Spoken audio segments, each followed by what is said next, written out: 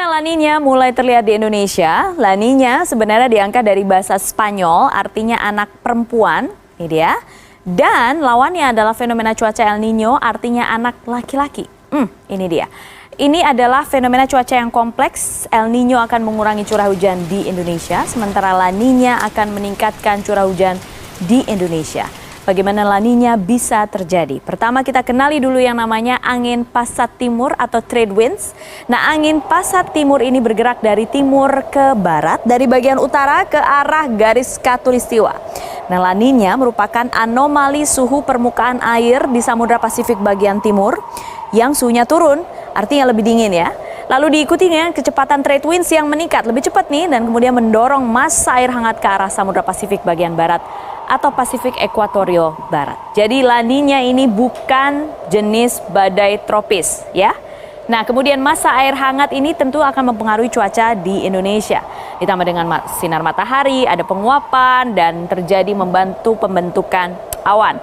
Kita bicara soal awan, awan hujan salah satunya adalah awan cumulonimbus. Oke, ini dia menimbulkan apa? Hujan, kan petirnya? Oh, barusan. Hujan kemudian disertai petir dan guntur. Perlu diingat saat ini Indonesia sudah memasuki musim hujan dan karena ada La Niña diperkirakan curah hujan akan lebih lebat. Bahkan prediksinya naik 40%. Dan BMKG juga memprediksi beberapa wilayah akan mengalami musim hujan lebih awal. Sebagian Sumatera misalnya, Kalimantan, Sulawesi, sebagian Jawa, NTB, dan NTT. Puncaknya akan terjadi pada Januari, Februari 2021. Tapi memang dampaknya berbeda-beda ya, berbeda tergantung wilayah dan juga waktunya. Selain itu, apalagi yang harus diwaspadai? Ini dia, angin. Kita harus waspada dengan angin kencang ya. Ini salah satu bencana hidrometeorologi yang disebabkan oleh fenomena cuaca La Niña. Dan kemudian untuk Anda yang ada hujan lebat dengan intensitas lama, Anda tinggal di perbukitan dengan kemiringan 30 derajat atau lebih, harus waspada tanah longsor yang barusan saja kita lihat. Oke. Kabut asap akibat kebakaran hutan di Kalimantan juga menyelimuti Malaysia. Ribuan masker pun dibagikan secara gratis oleh pemerintah Malaysia kepada seluruh siswa sekolah. Penyebaran kabut asap yang terjadi di negeri jiran Malaysia kian memburuk, menyusul meningkatnya titik api kebakaran hutan dan lahan di Sumatera dan Kalimantan.